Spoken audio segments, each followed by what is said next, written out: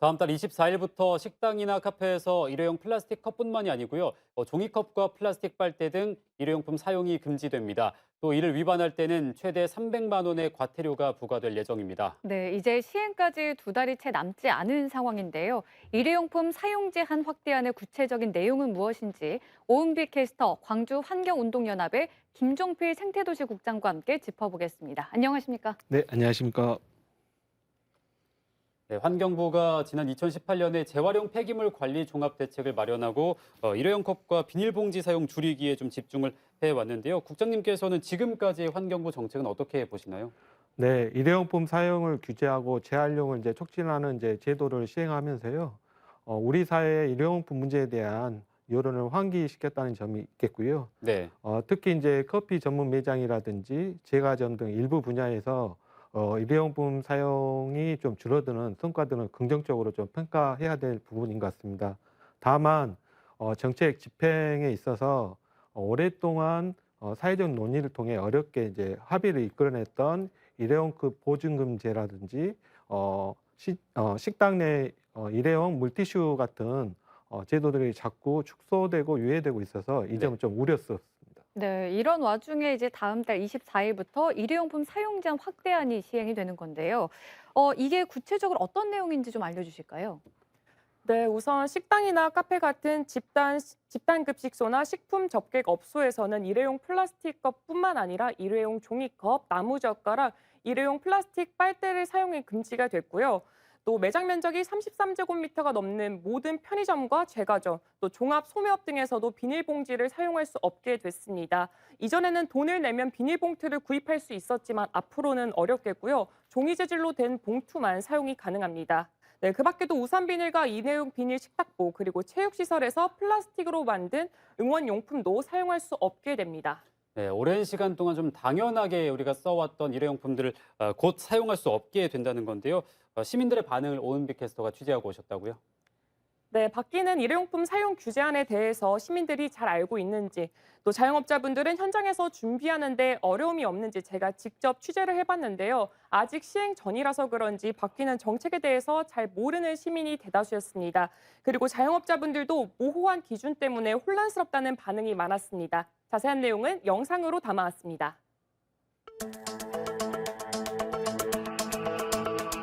우리나라에서 한 사람이 1년 동안 사용하는 일회용 플라스틱 컵은 몇 개일까요?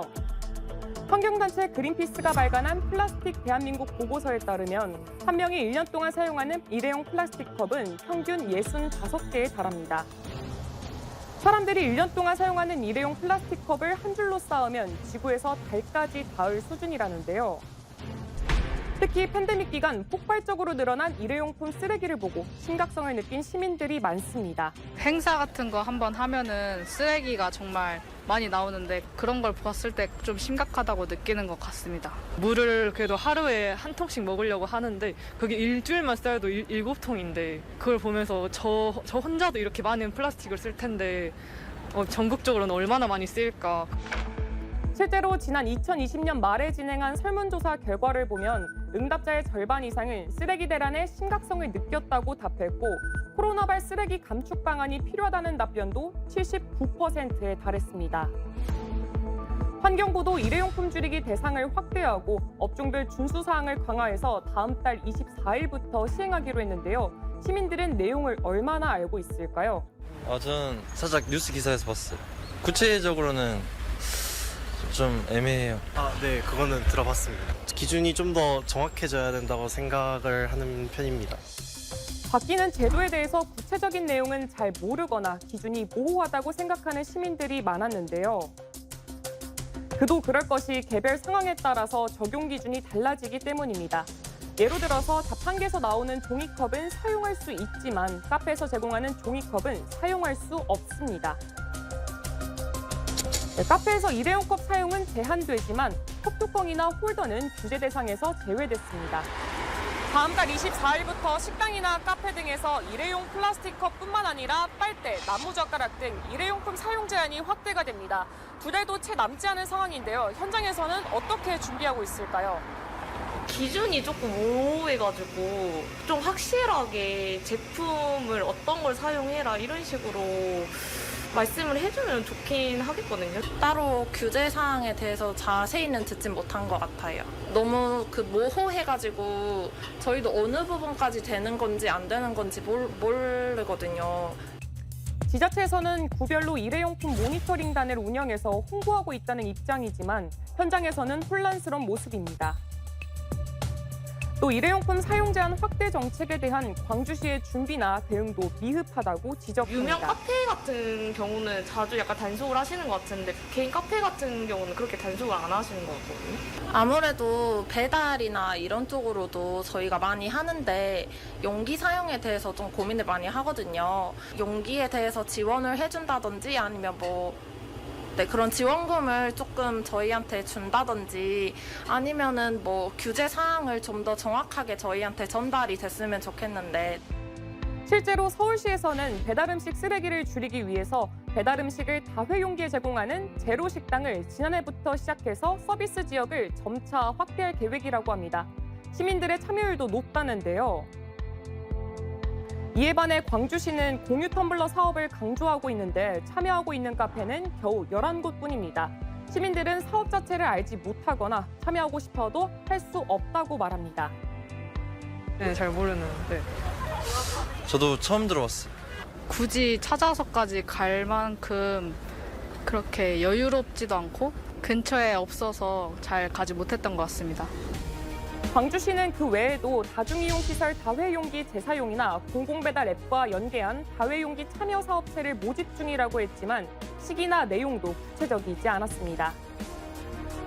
게다가 환경부는 미흡한 준비로 한 차례 연기한 일회용 컵 보증제도 12월부터 세종과 제주에서만 제한적으로 시행하겠다고 밝히면서 비판이 이어지고 있는데요. 일회용품 사용을 현실적으로 줄여나가기 위해서 정부와 지자체의 세심하고 정확한 정책 마련과 적극적인 대응이 필요해 보입니다.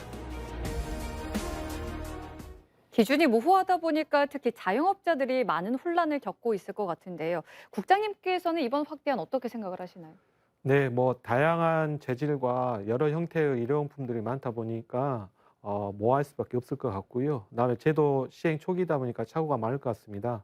예를 들어서 종이로 만든 종이 재질의 봉투와 쇼핑백들이 또는 종이이지만 코팅된 봉투와 쇼핑백이 일회용품 사용 제한의 대상인지 직관적으로 판단하기가 어렵거든요. 네. 예, 환경부가 좀 이런 부분에 있어서는 마련한 가이드라인을 좀 적극적으로 홍보도 하고 현장 설명의 횟수를 좀 늘리는 등 좀 제도를 보완 수정하는 부분을 좀 확대할 필요가 있을 것 같고요. 이 제도를 좀 무엇보다도 그렇다고 해서 좀 바로 비판하는 것보다 바로 시행하는 것이 중요할 것 같습니다. 좀 더 근본적으로는 재활용이 가능한 재질로 포장지와 포장 용기를 좀 단순화하고 통일해 가는 것이 좀 중요한 부분인 것 같습니다. 네, 일회용품 사용 규제가 확대가 되다 보니까 이 바뀐 내용에 대해서 조금 더 자세하게 알아보면 좋을 것 같은데요. 오은비 캐스터가 어디서 확인할 수 있는지 소개를 좀 해주실까요? 네, 먼저 일회용품 사용 제한 품목과 업종 그리고 민원 사례 등을 하나로 모은 안내서는 환경부 누리집에서 확인해 볼 수 있습니다. 환경부에서는 일회용품 사용 줄이기 순회 설명회를 계획하고 있는데요. 광주시는 오는 25일에 광산구청과 서구문화센터에서 26일에는 북구 7도서관에서 순회 설명회가 열리니까요. 참고해 보시면 좋을 것 같습니다. 네, 앞서 영상을 보니까 광주광역시도 준비가 부족하다 이런 얘기가 있었는데 이 광주광역시 차원에서는 어떤 노력이 필요하다고 생각을 하시나요? 네, 일회용품과 플라스틱 문제는 기후위기와 쓰레기 처리 문제로 이제 귀결되고요. 네. 이들 문제 해결은 핵심은 이제 신속함입니다. 그래서 대부분의 전문가가 경고를 하고 있고요. 이제 기후위기로 인해 인류에게 이제 주어진 시간이 많지 않다 보니까 그다음에 현실적인 문제도 존재합니다. 이제 광주를 비롯한 광주 이제 광역시도에서는 2030년부터 쓰레기 직매립이 이제 금지되거든요. 그렇기 때문에 근본적으로 지금 생활 쓰레기를 줄이고 최대한 재활용하는 게 매우 중요한 부분입니다. 그런 속에서 이제 광주시나 각 구청에서도 여러 정책들을 이제 시행하고 있지만 그것을 해결하기 위해서 많은 지금 어려움이 있고요. 부족한 부분이 있는 것은 사실입니다. 지역이지만 좀 국가 정책을 또 좀 더 넘어서는 아이디어라든지 예산, 그다음에 전문 기관이라든지 이런 것들을 설립하는 좀 적극적인 행정이 필요할 것 같습니다. 이런 좋은 취지의 정책이 사실 안정적으로 도입이 된 다음부터는 시민들의 자발적인 참여가 가장 중요할 것 같은데요. 이런 시민들의 참여와 관심을 어떻게 이끌어낼 수 있을 거라고 보시나요? 네, 저희 이제 강주 환경운동연합에서 이제 광산구청과 이제 동구청과 함께 일회용품 안 쓰기 100일 도전단이라든지 쓰레기 줄이기 100일 실험단 또는 이제 자원순환 헬스사 양성 과정을 좀 진행을 하고 있습니다. 이런 프로그램들을 진행하면서 시민들의 관심과 참여, 실천 의지가 상당히 높고요. 실질적으로 쓰레기를 줄이는 성과들이 나타나고 있습니다. 네. 다만 이제 시민들이 이제 배달 용기 등을 일회용품을 좀 사용하는 데 있어서 다회용기를 이용하고 싶어도 할 수 없는 경우가 많이 있거든요. 이처럼 시민들이 실천을 좀 지원할 수 있도록 소상공인 이 업체에 다회용기를 지원한다든지 페트병 해소 포인트제 같이 시민 실천 인센티브를 확대하는 것들 이런 것도 중요할 것 같고요.